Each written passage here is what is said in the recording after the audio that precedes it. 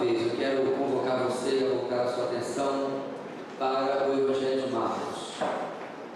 O Evangelho nos traz, no seu todo, a mensagem: Jesus, o servo de Deus, traz salvação, resgatando o perdido, ao oferecer a si mesmo em seu lugar. Marcos, o evangelista, desde o capítulo 1 até agora, onde nós estamos, no capítulo 8, tem nos mostrado, nos ensinado sobre este tema. E hoje, irmãos, vamos chegar no capítulo 8, na sua segunda metade, tendo visto semana passada a primeira metade, onde continuaremos aprendendo sobre a palavra de Deus. E hoje, o nosso cenário, esta noite, é a região de Cesareia de Filipe. O ministério, até então centrado na região de Cafarnaum, à beira do mar da Galileia, passando de um lado para outro dele, é deixado para trás. E nessa rota agora, para Cesareia de Filipe, nós vamos encontrar Jesus lançando uma pergunta para os seus discípulos. E no contexto dessa pergunta, nós vamos aprender esta noite a seguinte grande lição, grande ideia no texto de Marcos. A compreensão correta sobre Cristo define a vida do discípulo. A compreensão correta sobre Cristo define a vida do discípulo. E eu quero convidar você então a abrir a sua Bíblia em Marcos capítulo 8, versículo 27 a 38, onde nós vamos a uma só voz ler o texto da palavra de Deus nesta noite. Marcos 8, 27 a 38.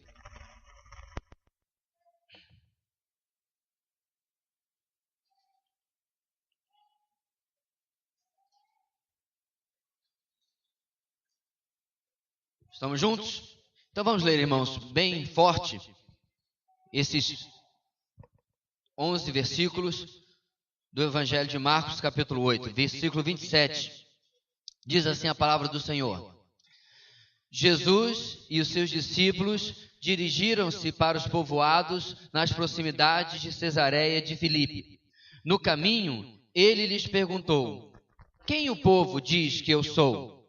Eles responderam: alguns dizem que és João Batista, outros Elias, e ainda outros um dos profetas. E vocês? Perguntou ele. Quem vocês dizem que eu sou? Pedro respondeu: tu és o Cristo. Jesus os advertiu que não falassem a ninguém a seu respeito.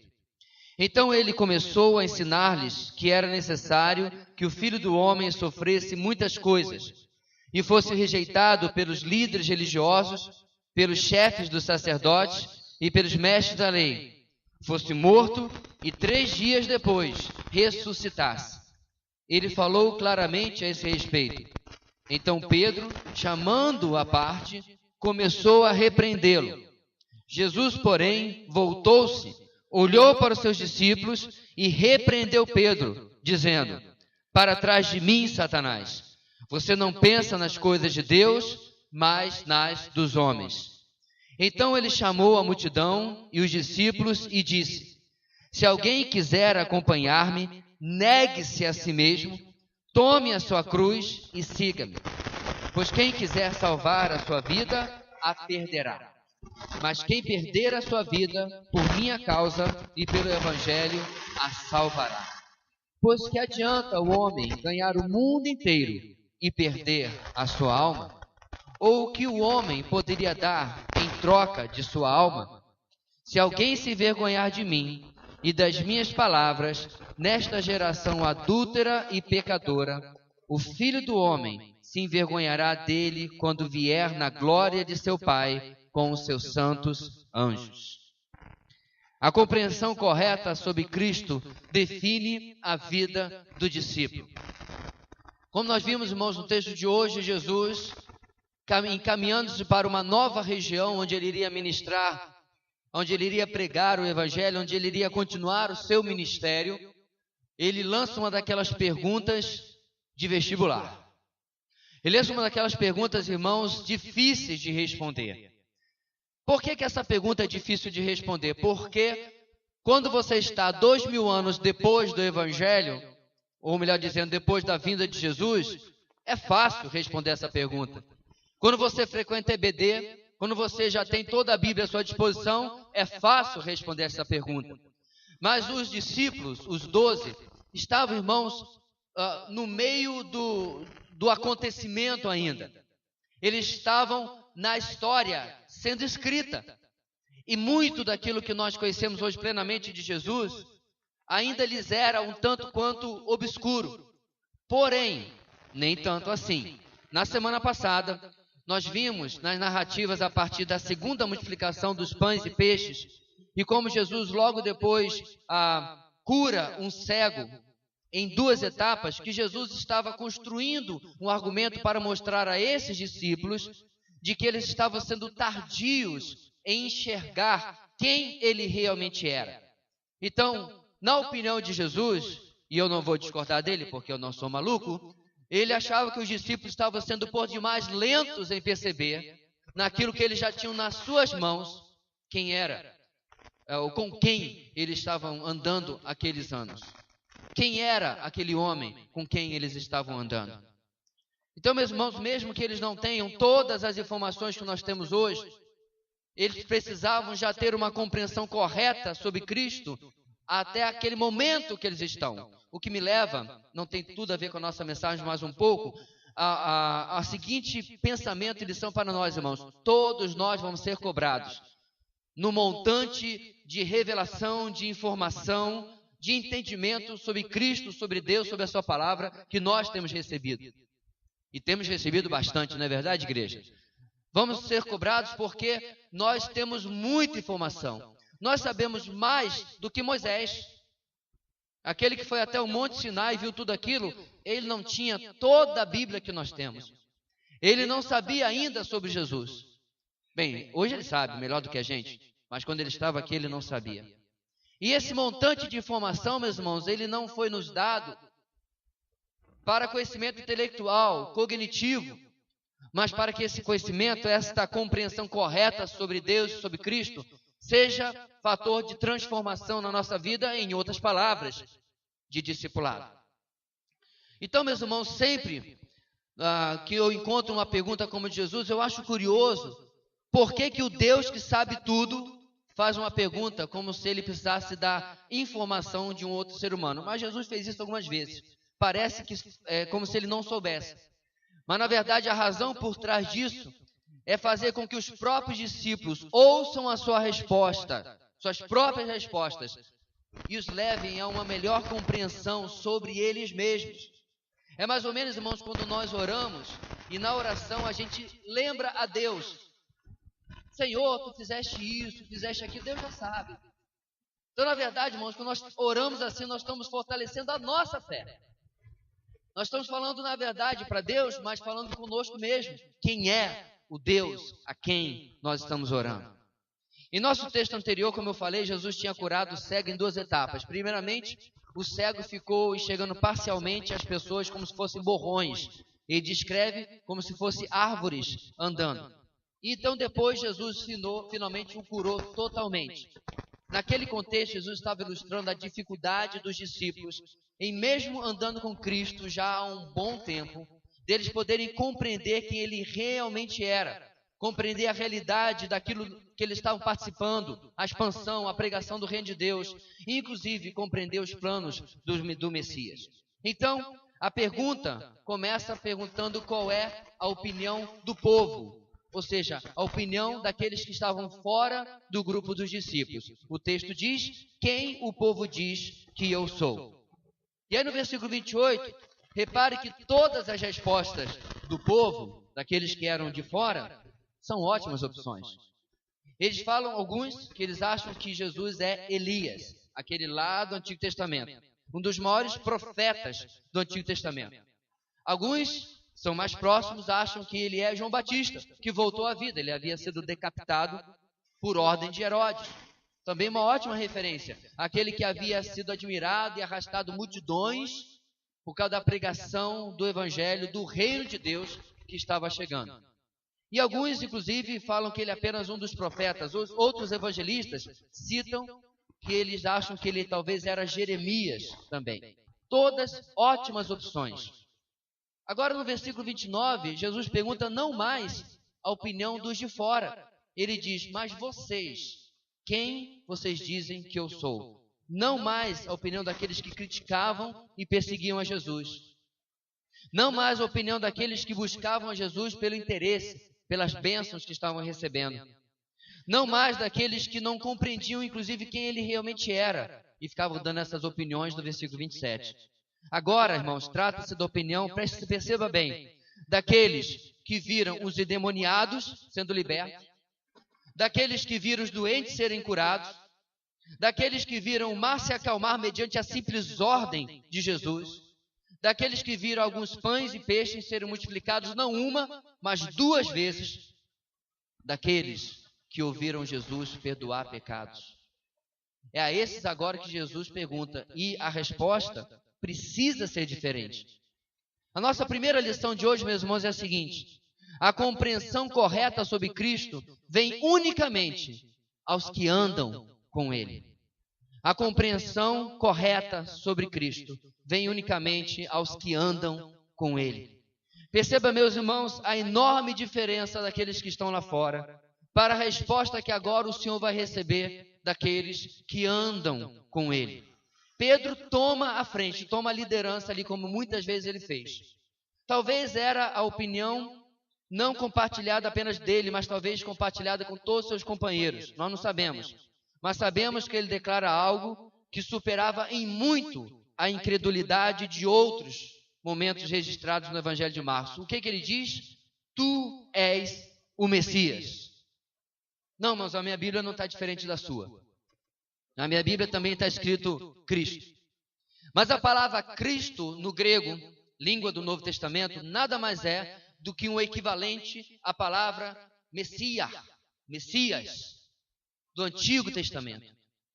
Então, na verdade, o que Pedro falou para Jesus, em bom aramaico, a língua corrente daqueles dias, a língua popular daqueles dias, é: tu és o Messias. Tu és o ungido de Yahweh, o nosso Deus. Tu és o escolhido, o prometido aos nossos antepassados no Antigo Testamento.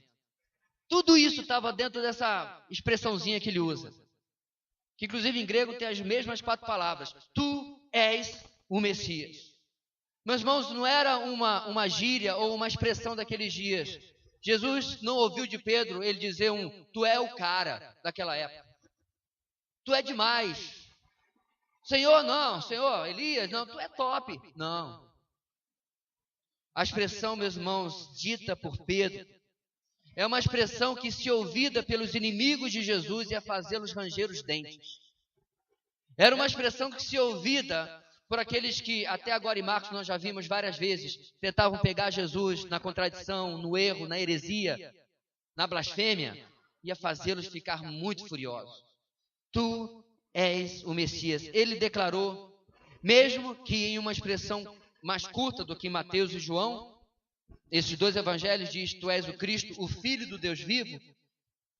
Pedro declarou aquilo que, se ouvido por qualquer judeu, eles entendiam direitinho o que Pedro quis dizer.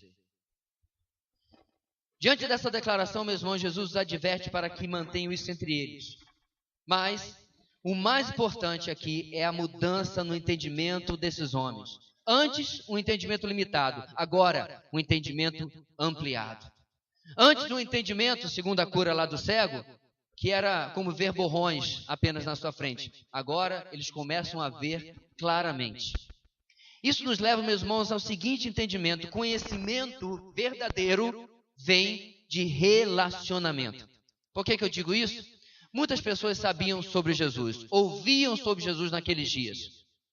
Mas havia, meus irmãos, uma enorme diferença para esses 12. Na verdade, a gente pode ampliar um pouquinho para aquele grupo de discípulos que andava mais perto de Jesus. Você tem os 12, você tem um grupo de mulheres, algumas inclusive que ajudavam no sustento do ministério de Jesus. Você tinha alguns sacerdotes, conta para ninguém porque eles não podiam contar, que também seguiam a Jesus. Você tinha gente no palácio que seguia Jesus, mas muitos deles não podiam seguir abertamente porque tinham a própria vida, às vezes, em risco.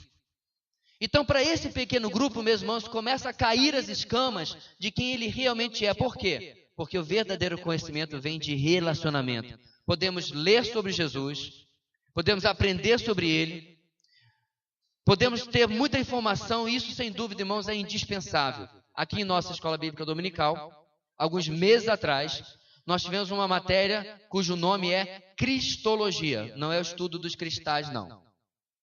É o estudo sobre Cristo.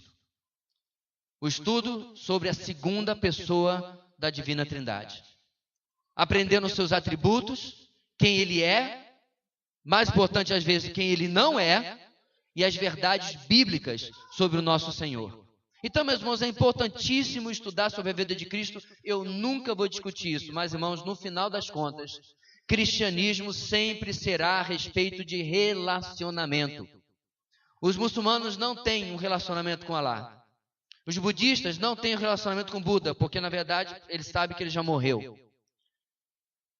Nenhuma religião que existe há um relacionamento com a divindade ou com o líder que eles veneram. Para eles, ele já está ou distante, se for um Deus, ou se for um líder fundador, já morreu e já passou. O cristianismo é a única fé em que o nosso líder está presente bem aqui esta noite. É relacionamento. E o mais incrível é que ele está presente aqui com o seu corpo, com a igreja, mas quando nós formos para casa, irmãos, ele está conosco quando vamos para a nossa casa. Ele está conosco quando você entra no seu carro para ir trabalhar e talvez seu filho ou sua esposa fique em casa e ele fica com eles também. Por que eu sei disso? Porque em Mateus capítulo 28, no finalzinho, diz: e eu estarei com vocês todos os dias. Não só quando você estiver de bom humor, não só quando você estiver afim, todos os dias. Não apenas quando você me agradar, não, todos os dias. Relacionamento. Na verdade, irmãos, como nós podemos conhecer a Deus? Essa foi, irmãos, a grande pergunta teológica do meu exame para o pastorado, que eu não consegui responder a contento. O examinador daqueles dias, o pastor amigo meu, conhecido meu que eu admiro, perguntou: irmão Joversi, como podemos conhecer a Deus?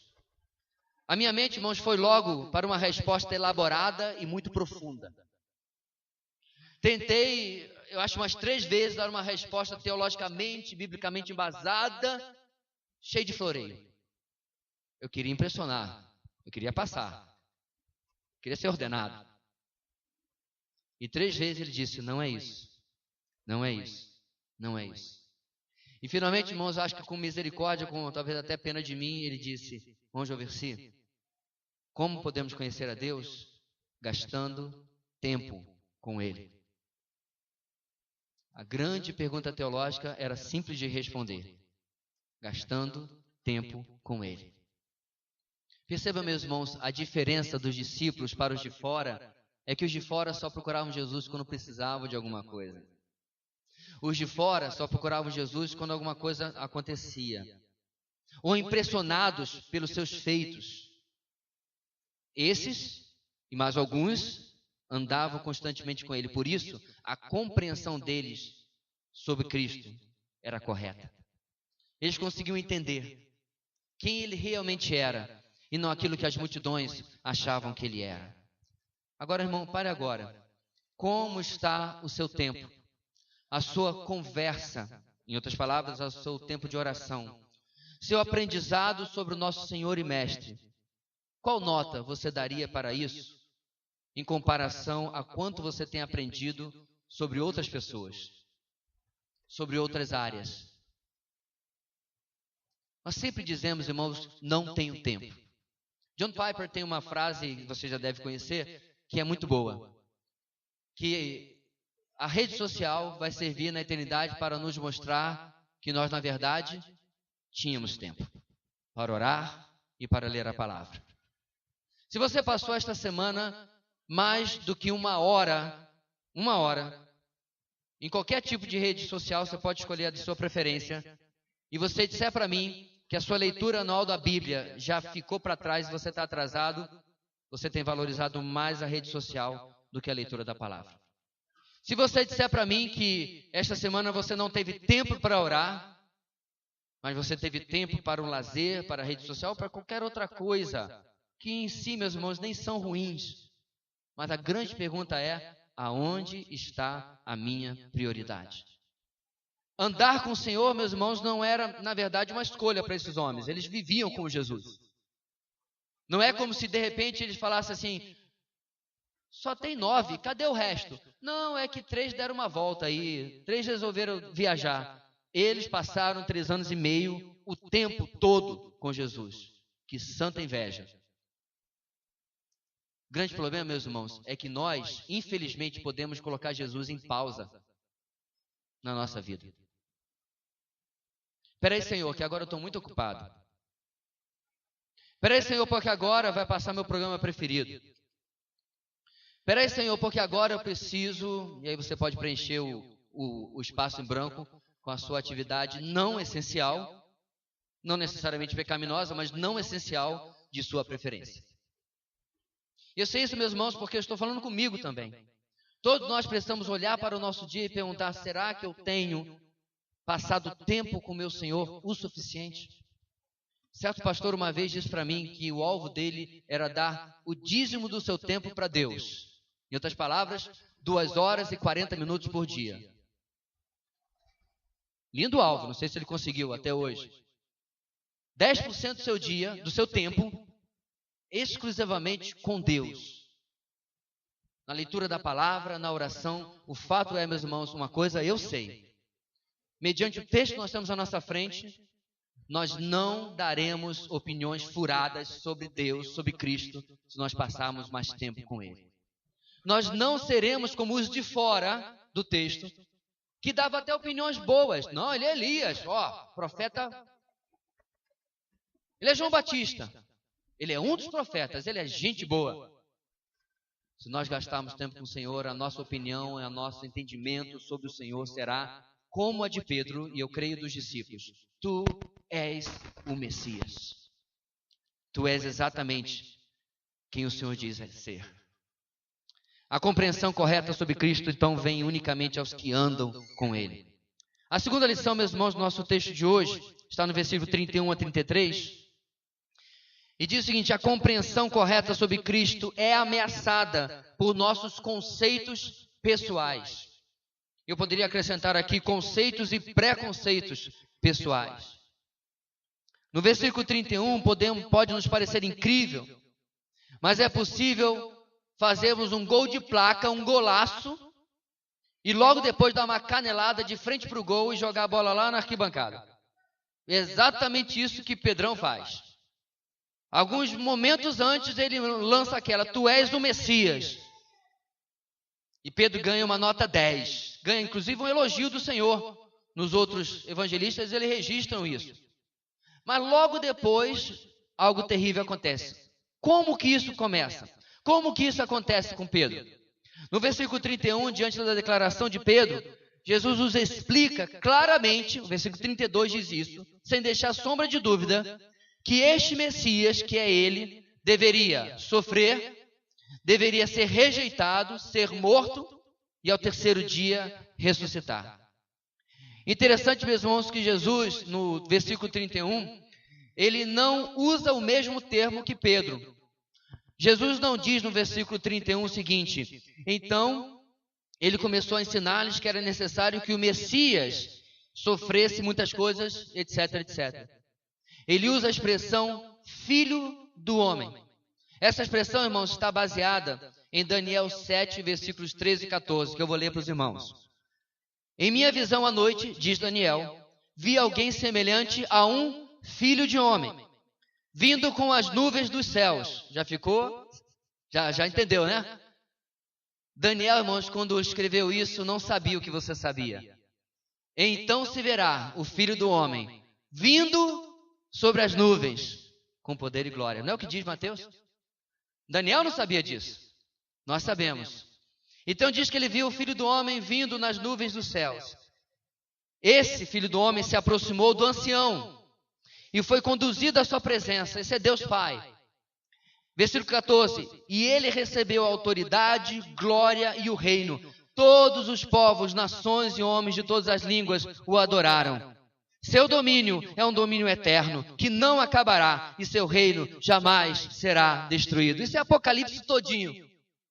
É Daniel, meus irmãos, escrevendo aquilo que João escreveria anos depois. E aí Jesus, é isso que eu digo, irmãos, está andando com o Senhor, você está conhecendo Bíblia. Quando Jesus vira, o Filho do Homem irá sofrer. Um dos 12 devia lembrar assim. Isso é Daniel capítulo 7, pessoal. Não tinha capítulo, irmãos, você entendeu o que eu quis dizer, né? Quando você anda com o Senhor, você anda com a palavra do Senhor. Quando alguém fala lá, meio versículo, um quinto de versículo, você já disse, isso aí está na Bíblia. Ó. Eu conheço isso aí. E talvez, infelizmente, até hoje você se perguntou, poxa, por que Jesus fala esse negócio do Filho do Homem? Agora você sabe. Quando alguém falar, você vai dizer o quê? Daniel capítulo 7, isso aí, ó. Está escrito qual seria a terminologia do Messias com a qual ele se falava. Você deu para entender, meus irmãos, por que Jesus chegava para os fariseus, saduceus e escribas? O Filho do Homem, eles já ficavam nos cascos. Porque eles sabiam exatamente o que Jesus queria dizer. Jesus estava se igualando com a profecia lá de Daniel e estava revelando a eles quem ele realmente era. Então Jesus escolhe, meus irmãos, essa terminologia porque ele está se identificando com o servo sofredor, com o homem de dores, lá de Isaías, o Filho do Homem que deveria sofrer e cumprir o propósito redentivo de Deus Pai.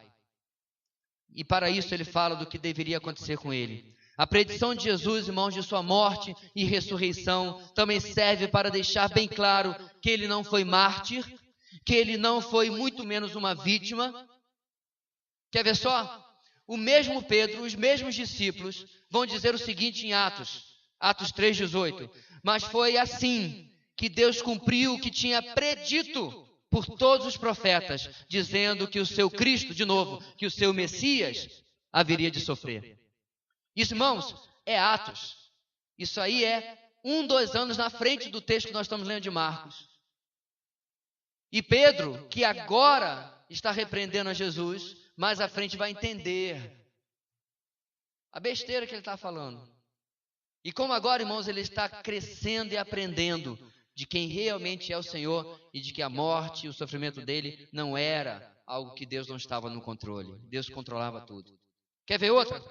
Atos capítulo 4, versículo 27 e 28. De fato, Herodes e Pôncio Pilatos reuniram-se com os gentios e com o povo de Israel nesta cidade para conspirar contra o teu santo servo Jesus, a quem ungiste. Agora olha 28.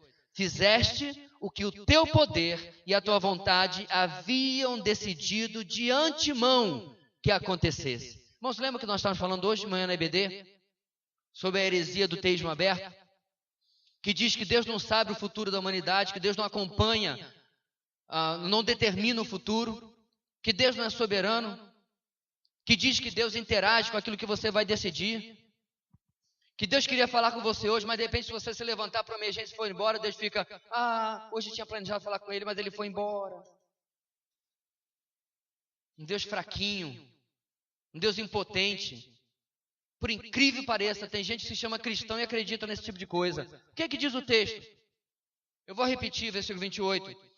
Fizeram, quem fez? Herodes e Pôncio Pilatos, os vilões da história, né?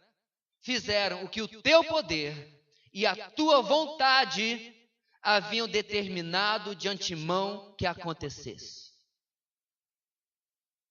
Eu vou dar aqui uma noção de quão exagerado eu quero dizer nisso aqui. Deus sabia, meus irmãos, até a quantidade de carne que ia ser perfurada pelos cravos no corpo do seu filho. Cada detalhe estava no controle do Deus de todo o universo. O que isso tem a ver aqui com o nosso texto? Aqui, no nosso texto de hoje, eles haviam começado a compreender o que lá em Atos, finalmente, eles haveriam de compreender. Quem era aquele que estavam com ele? Porém, no versículo 32, diz o texto, que além de ter falado claramente, apesar disso, desculpe, Pedro o chama em particular para dar um aconselhamento com Jesus. Já pensou numa situação dessa? Jesus, deixa eu te dar um conselho aqui. Você está meio equivocado sobre o seu plano de trabalho. Está meio ruim aí o que você está planejando fazer. Senhor, nós estamos lhe seguindo por outro objetivo. Nós estamos lhe seguindo porque a gente acha que o Senhor vai ser o rei, que o Senhor vai nos libertar do poder dos romanos.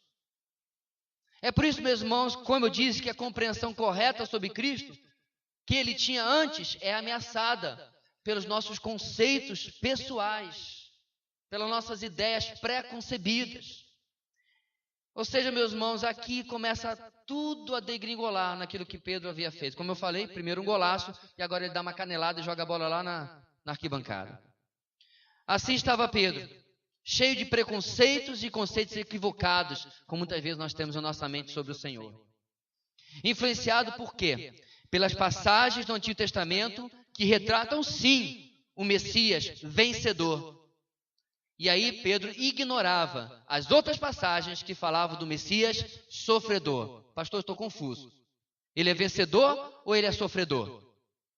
Inclusive, irmãos, não é só você não. Dá um parênteses aqui, não esquece onde eu estava não. Você sabia que na época de Jesus havia uma teoria de dois Messias? O Messias Ben David, Messias guerreiro, vencedor, e outro Messias que seria o servo sofredor. Sabe por quê? Porque todo mundo gosta de um herói, mas ninguém gosta de um herói que apanha. Viu? Você paga a passar o ingresso para assistir um filme e 40 minutos o cabra só apanha. Mas no final, em 5 minutos, ele derrota o cara. Você sai do cinema com um gostinho de, pera aí, o cara está inconsciente. Ninguém gosta de um herói que apanha, nem os judeus. Especialmente porque eles já vinham apanhando há séculos. Na mão dos babilônios, na mão dos medo-persas, na mão dos gregos e agora na mão dos romanos. Eles estavam, irmãos, completando 500 anos de dominação estrangeira. Eles já estavam fartos. Eles não queriam servo sofredor. O que eles não compreendiam, irmãos, é que agora Jesus era o Cordeiro de Deus que tira o pecado do mundo, o servo sofredor. Porém, hoje, agora, não agora no texto, agora, ele é o leão de Judá, que um dia voltará para reinar sobre toda a terra. Eles não tinham a compreensão nem a paciência para respeitar o cronograma de Deus, o andamento do ensino de Deus que estava lhes dando, e assim eles estavam impacientes, e essa impaciência se retrata na objeção que Pedro tinha para o sacrifício de Cristo. Aí o que acontece, irmãos? Ele diz, Senhor, não faz isso contigo mesmo, muda de ideia. Aí no versículo 33 ele é repreendido duramente por Jesus. Na verdade, diz o texto, que Jesus olha para todos os discípulos, talvez para que a repreensão de Pedro lhe sirva de aviso sobre suas próprias ideias e preconcepções. Talvez porque ele sabia que Pedro havia apenas falado o que todo mundo já pensava. Então ele repreende, e aquela palavra é bem dura, né? Para trás de mim, Satanás, é a palavra do Senhor Jesus. Por quê? Você não pensa nas coisas de Deus, mas nas coisas dos homens. Quais eram as coisas de Deus, irmãos? O reino que o Senhor estava pregando. Qual era a coisa dos homens? O reino terrenal que eles queriam restaurado. Os judeus sonhavam, meus irmãos, com os dias de Davi, com os dias de Salomão, que eles voltassem. Eles sonhavam com um dia em que eles não seriam uma provinciazinha desse tamanho, não. Eles estavam dentro da chamada Judéia apenas. Eles sonhavam no dia em que as suas fronteiras iam ser novamente aquelas prometidas lá atrás, no tempo de Moisés, que iam da Mesopotâmia, onde hoje é o Iraque, até o sul na fronteira com o Egito. E hoje eles estavam num pedacinho que era mais ou menos 1/10 daquilo que outrora eles tinham ocupado. E esses preconceitos estavam atrapalhando a compreensão deles de quem realmente é Jesus. Agora, irmãos, todo cristão pode ser um Pedro.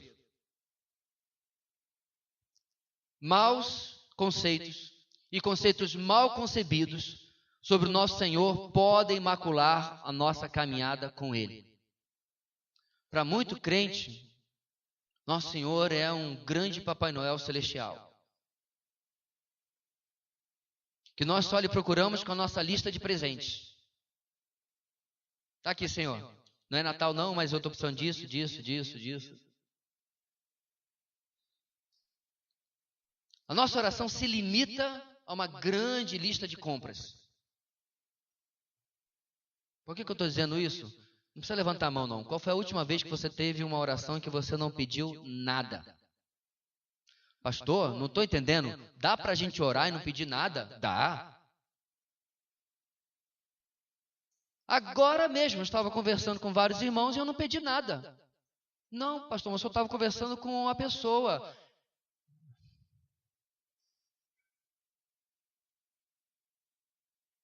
E Jesus é o que mesmo?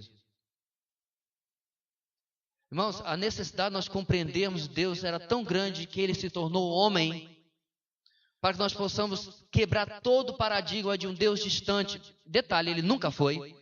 Ele esteve sempre presente com seu povo Israel, esteve próximo deles. Ele se fez habitar no meio deles no tabernáculo.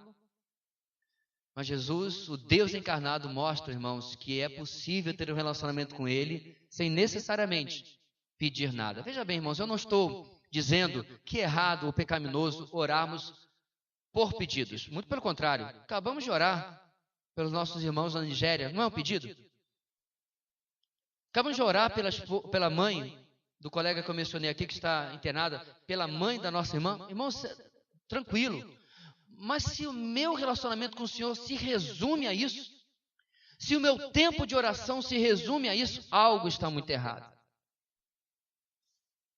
Sabe, irmãos, parece às vezes aquele relacionamento entre pai e filho, em que você só chega perto do seu pai ou da sua mãe para pedir: pai, você tem R$5 aí?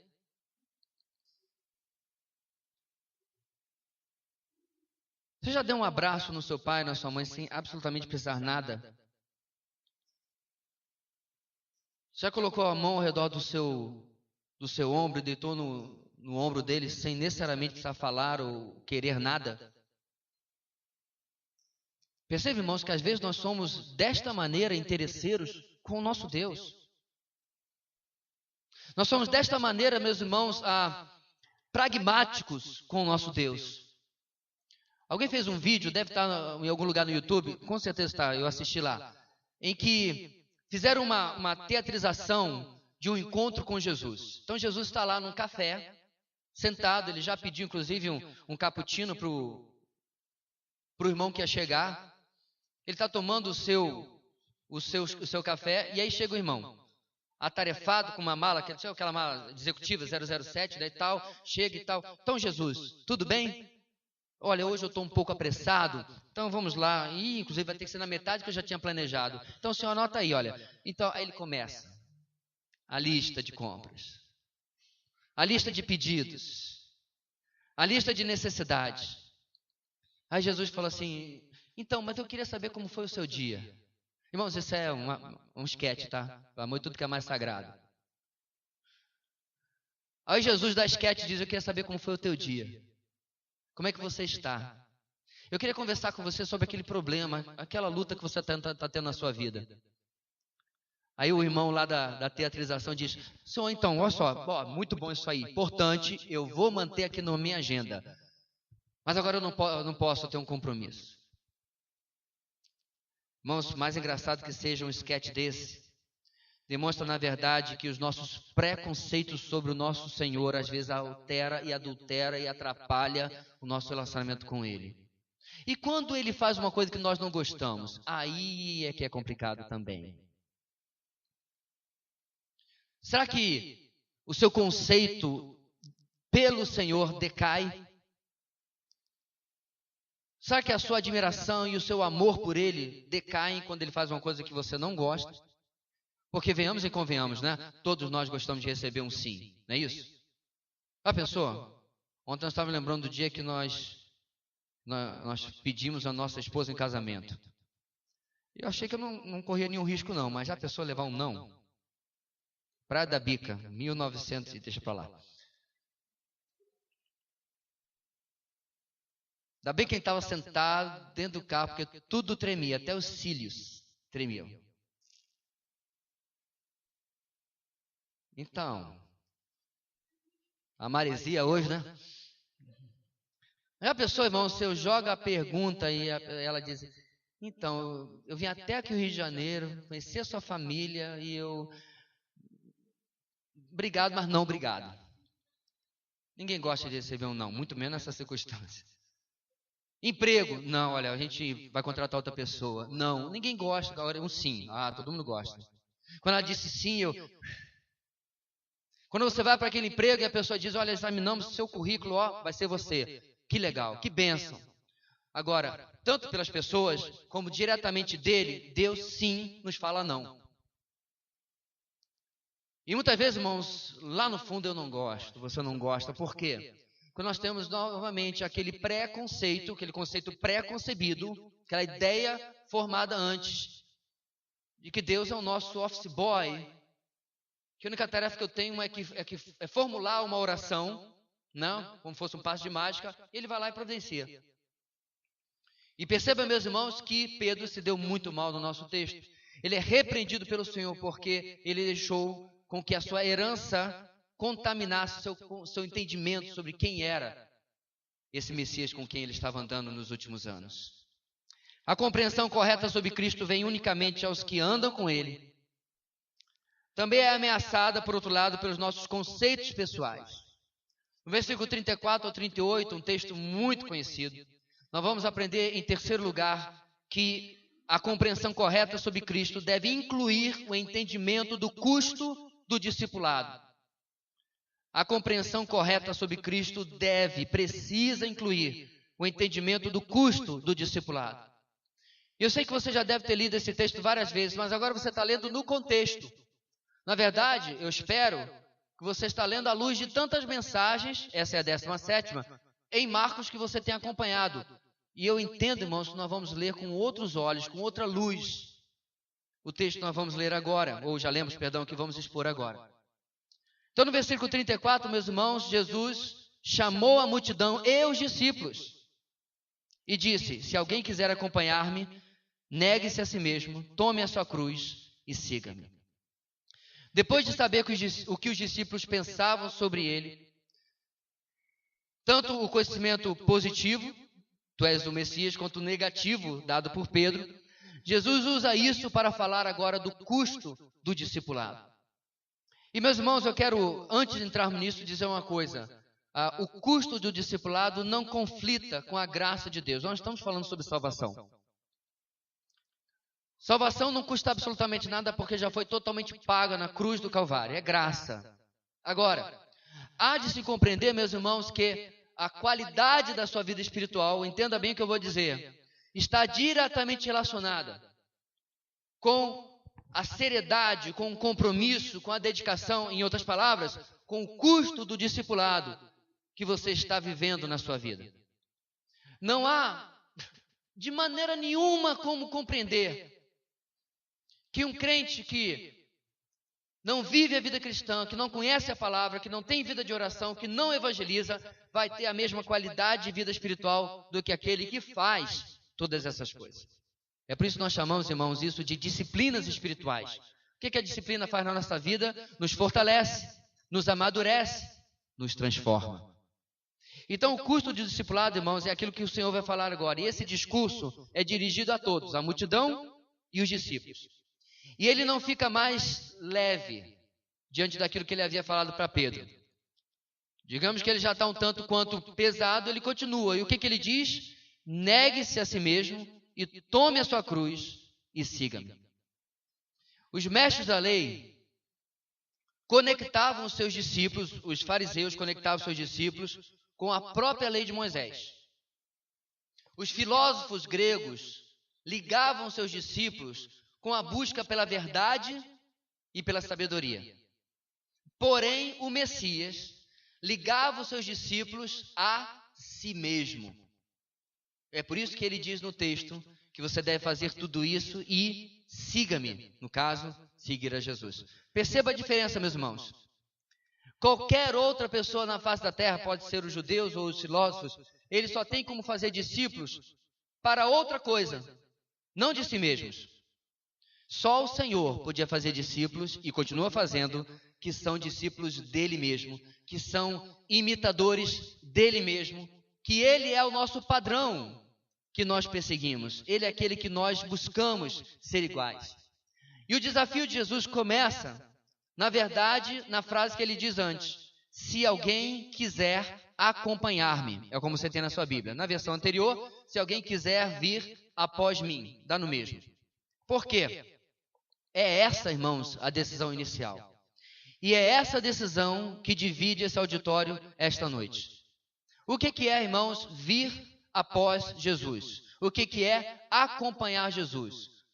É conversão, é mudança de vida, é transformação, é arrependimento de pecados para seguir a Jesus.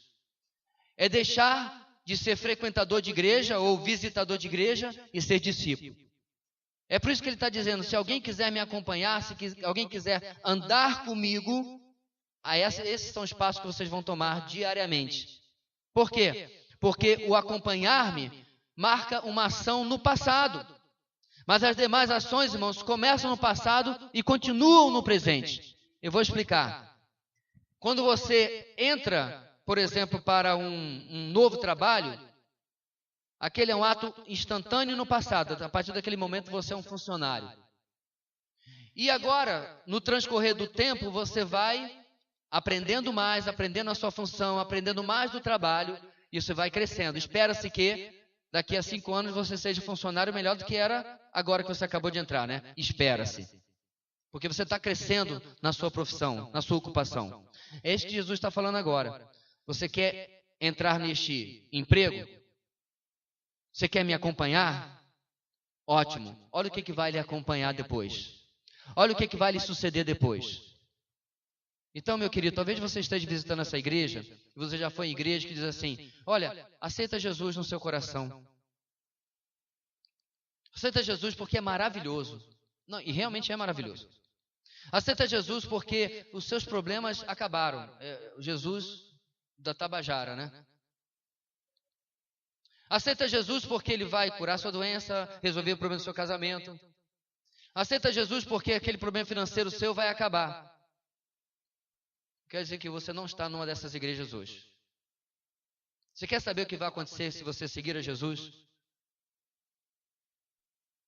Você quer saber o que vai acontecer se você abrir mão da sua vida em troca da vida que Cristo quer lhe oferecer? Olha o que o texto nos fala hoje. Se alguém quiser acompanhar-me, em primeiro lugar, negue a si mesmo. Isso é uma mudança, meus irmãos, no eixo da minha vida, no centro da minha vida. Jesus fala a mim e a você que somos parte de uma humanidade egocêntrica, egoísta, voltada para si mesmo, vaidosa, orgulhosa, e ela é desafiada a dar as costas para essa visão de vida, para essa filosofia, para esse estilo de vida. É mudar, meus irmãos, o eixo de uma vida centrada em mim para uma vida centrada em Deus e na vontade dEle. É mudar para uma vida onde não é mais a minha vontade, não é mais o meu desejo, não é mais o que eu quero, mas é o que Ele quer. Pegue, meus irmãos, todos os exemplos de altruísmo que você já conheceu. Como uma mãe abre mão de si mesma para cuidar do seu filho, de uma pessoa que abriu mão, de repente, de uma grande carreira para ajudar pobres e refugiados. Você pode pegar o exemplo que você quiser, não vai chegar nem perto do que Jesus está falando aqui. Muitos parecem, irmãos, altruístas por fora. Muitos parecem que são abnegados por fora, mas às vezes fazem apenas para dar sentido às suas próprias vidas. Em alguns casos, pior ainda, para ter reconhecimento das pessoas.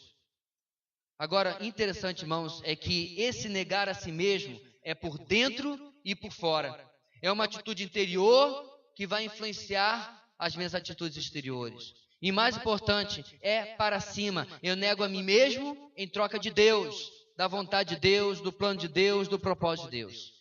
Já deu para entender, meu irmão, por que não dá para fazer isso se você não conhecê-lo? Como tem gente, irmãos, que quer seguir a Deus e vive apalpando no escuro, sem ter a mínima ideia do que Deus deseja dele. É reconhecer finalmente que Ele é Deus e que eu não sou. É reconhecer que eu vivo no mundo dEle e não Ele vive no meu mundo. É reconhecer que eu preciso dEle e Ele não precisa de mim. Isso é mudar o eixo da minha vida. Negue a si mesmo. Segunda coisa, tome a sua cruz. Irmãos, essa é uma daquelas expressões mal interpretadas, né, nos ditos populares, nos ditados. Para muitos hoje, tomar a sua cruz significa levar um fardo, e um fardo indesejável. O pessoal até brinca, né? Ah, fulano é minha cruz, a minha sogra é minha cruz, e assim vai. Às vezes a cruz é uma pessoa inconveniente na nossa vida, do nosso ponto de vista. Pode ser uma doença, pode ser qualquer outra coisa que nos atormenta, mas não é nada disso. A verdade é que queremos nos livrar dessas cruzes. E as pessoas confundem espinho na carne com a cruz de Cristo. E às vezes realmente, irmãos, coisas inconvenientes, pessoas inconvenientes são na nossa vida um espinho na carne. Também permitido por Deus, mas não é a cruz carregada. Tem até um hino no cantor cristão que diz: a cruz que me deu Jesus Cristo. Às vezes o pessoal canta brincando para outra pessoa. Não, não é isso. Tomar a cruz é, preste atenção, para os ouvintes do primeiro século, morrer. Você assistiu a Paixão de Cristo? Você assistiu qualquer filme fidedigno sobre a crucificação? Cadeira elétrica, enforcamento, decapitação, fuzilamento, qualquer método de pena capital não chega perto da crucificação. Alguns meses atrás nós vimos um vídeo de um médico narrando cientificamente o que acontece com a pessoa crucificada. Quando Jesus vira para os seus discípulos, que desde pequenininho, que a crucificação já tem mais de século essa altura do campeonato, que desde pequenininho vem acompanhando as pessoas sendo crucificadas, talvez parentes deles. Nós temos entre eles, dos discípulos, um zelote, um revolucionário, que queria depor o Império Romano. Com certeza, vários dos colegas deste zelote, deste revolucionário, haviam sido crucificados. Pela graça de Deus, ele não havia sido e se tornou um dos discípulos de Jesus. Então, quando Jesus fala sobre tomar a sua cruz, ele está falando sobre morrer. Inclusive, irmãos, o martírio por causa de Cristo se tornou, inclusive, algo desejável nos primeiros séculos. Alguns cristãos chegavam a pedir para a sua igreja não orar por eles, porque eles queriam o martírio, queriam morrer por causa do Evangelho e por causa de Cristo. Mas será, meus irmãos, que nós podemos tomar a cruz, mesmo vivendo nessa absurda liberdade que temos no Brasil? Será que é possível esse versículo ser relevante para nós hoje no Brasil? Para os ouvintes judeus, tomar a cruz era a submissão final a uma força política, uma força maior, no caso, Roma. E essa força, para com ela, eles haviam sido rebeldes. E agora, na cruz, era o sinal de que eles haviam sido derrotados e estavam se submetendo. Não tinha mais jeito. A morte era iminente. Agora, para nós, irmãos, é diferente. Éramos rebeldes para com Deus, éramos seus inimigos, éramos filhos da ira, e agora, através da reconciliação pela cruz de Cristo, tomamos as nossas também, e podemos dizer, igualzinho ao apóstolo Paulo em Gálatas 2:20, fui crucificado com Cristo. Assim, já não sou eu quem vive, mas Cristo vive em mim. E a vida que agora vivo no corpo, vivo pela fé no Filho de Deus, que me amou e se entregou por mim. Então ele pergunta essa noite: você não acreditou nas coisas que lhe falaram, de repente, algumas igrejas, né? Que seguindo a Jesus, tudo ia dar certo, tudo ia ser maravilhoso, que o dia seria florido, pássaros cantariam e todos os problemas iam acabar. Que bom. Porque eu não posso lhe prometer essa noite isso. Mas uma coisa eu posso lhe prometer. Se você decidir vir após Cristo, vir após Jesus, você vai negar a si mesmo, vai tomar a sua cruz e vai segui-lo. Diariamente. Você vai andar com Ele. Você vai estar na companhia dEle. Pastor, mas o senhor não está vendendo o peixe muito bem. O senhor não está oferecendo uma coisa muito boa. É? Olha ao redor. Quem aqui que já é crente há algum tempo, em algum dia da sua vida se arrependeu de andar com Jesus? Pode levantar, seja sincero. Talvez você tenha mudado de opinião, por isso você está aqui. Você já se arrependeu algum dia de andar com Jesus?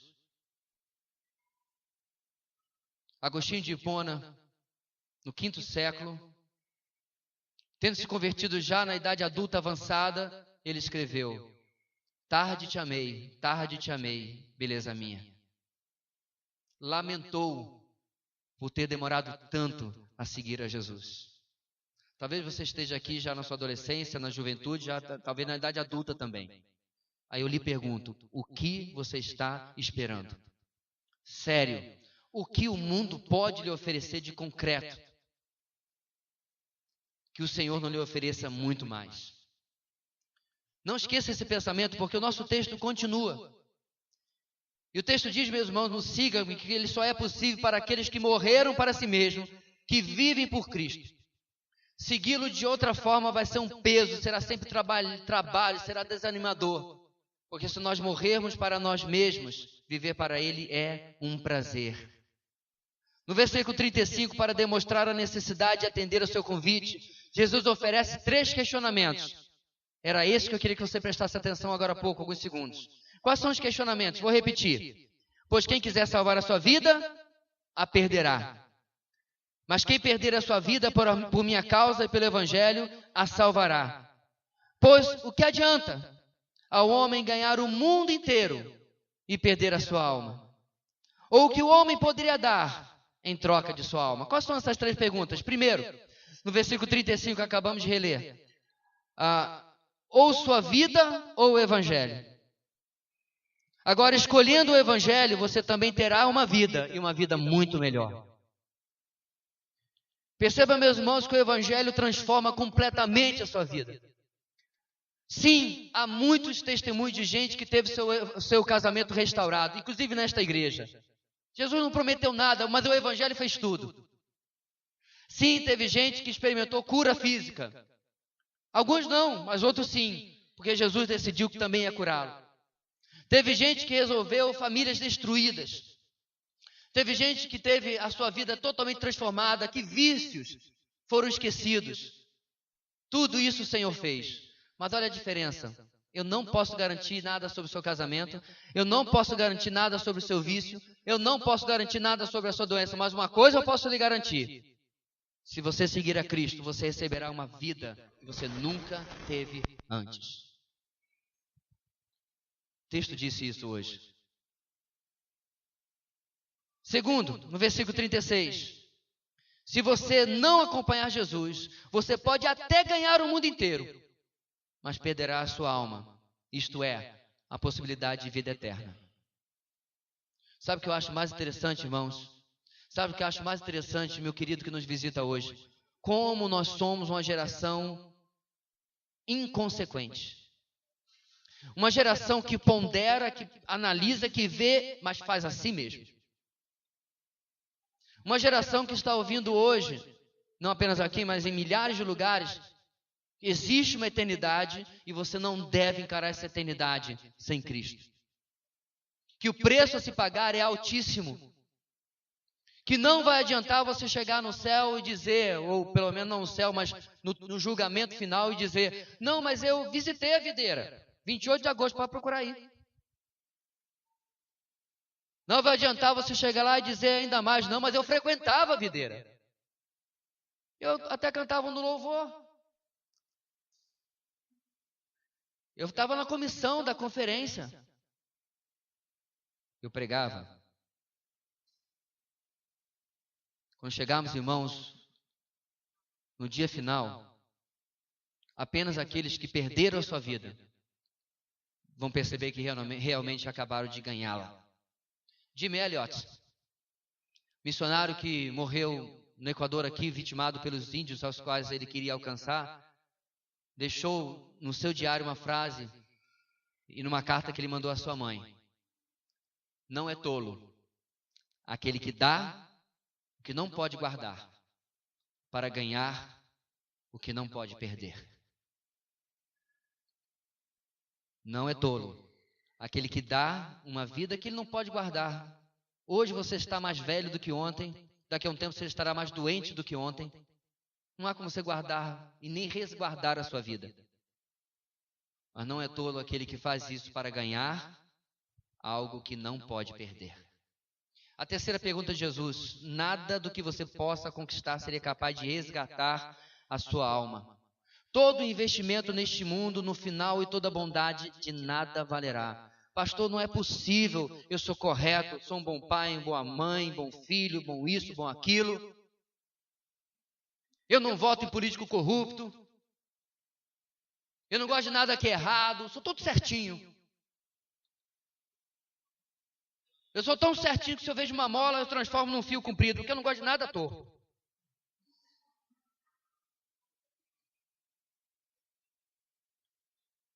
Você sabe qual é a opinião de Deus sobre as nossas obras? Em Isaías ele dá a opinião dele. Trapos de imundícia. Charles Spurgeon dizia que as nossas mais belas obras estão manchadas pelo pecado. Não importa o quanto você fez ou você fará, é Cristo. É a justiça dele em nós. É a justiça dele que permite que ele vire para o lado e diga para um ladrão que está morrendo justamente ao lado dele, o qual morria injustamente, hoje você estará comigo no paraíso. Não havia feito nada.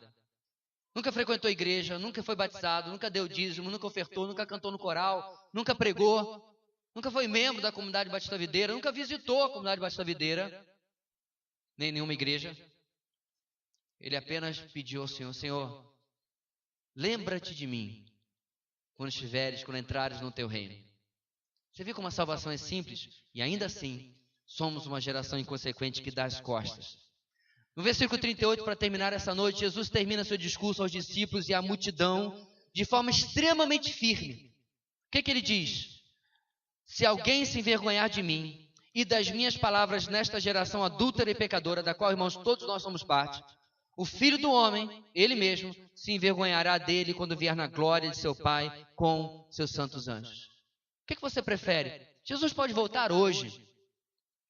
Mas o que você prefere? Que na volta de Cristo você o receba de agrado, com alegria, ou seja para você um momento de dor, de tristeza, de medo, porque você se vê injusto, você se vê imerecedor, porque não há a justiça de Cristo sobre a sua vida.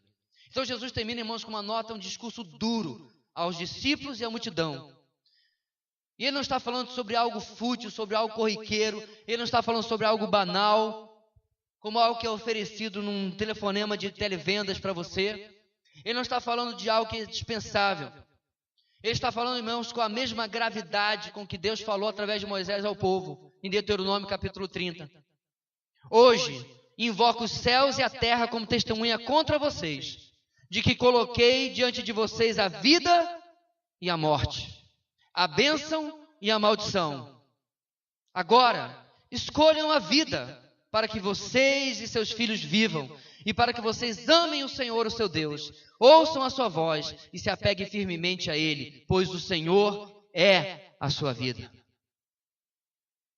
Como você percebe, querido, ser discípulo de Jesus é muito mais do que vestir uma roupa de domingo. Muito mais do que frequentar uma igreja aos domingos. Está no nosso dia a dia, está em andar com Ele a cada dia, mas começa com acompanhá-lo.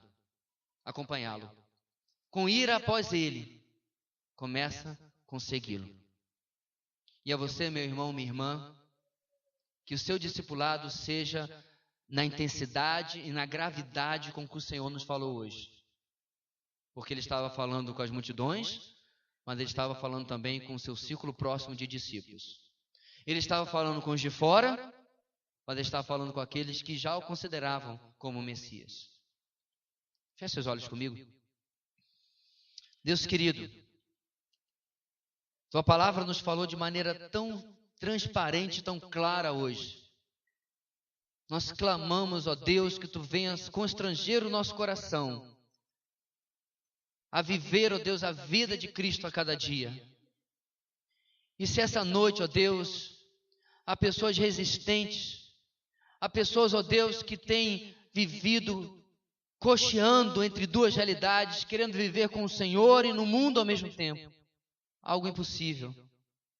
Que Tu possa, ó Deus, com Teu Espírito Santo, convencer os corações, constrangê-los a entregar os pontos, a renderem-se, de se entregar ao Senhor. Que teu Espírito faça isso, ó Deus, esta noite. Que essa noite, ó Deus, haja salvação. Que vidas se rendendo aos teus pés. Vidas que possam finalmente perceber que não há nada neste mundo que valha realmente a pena diante de grandes e maravilhosos tesouros de vida eterna que o Senhor nos oferece. Em nome de Jesus, aquele a quem nós seguimos, que nós oramos nesta noite. Amém e amém.